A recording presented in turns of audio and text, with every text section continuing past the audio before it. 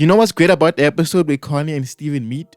It's a great lesson in not overcomplicating everything you do, especially trying to make connections. When this episode begins, we see it with Steven, right?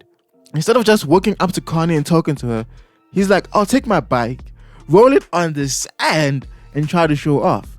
When she sees how cool my bike is, she'll come to me, and this whole thing is in the bag.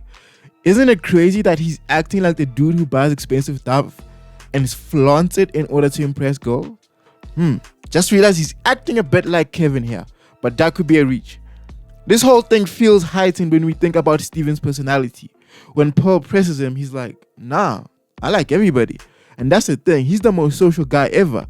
Even in this episode, he takes her to a bunch of friends and it kind of signals that, oh, this isn't some socially awkward kid. He's just socially awkward with her. A lot of people have experienced this, where they have their wits about them until their crush walks in the door.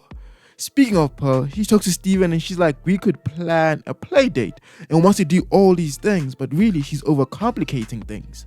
Garnet steps in and says, just talk to her.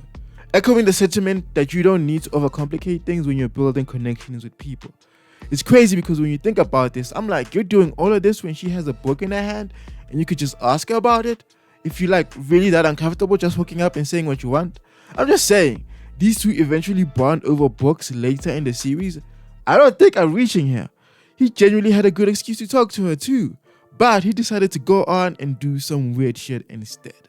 Look, even when he does have a chat with her and they get stuck in a bubble, instead of doing the simple thing of trying to get the crystal gem to help out, he takes her on this wild journey where they overcomplicate things and basically almost delete themselves. It looks like he's trying to impress her by showing how competent he is.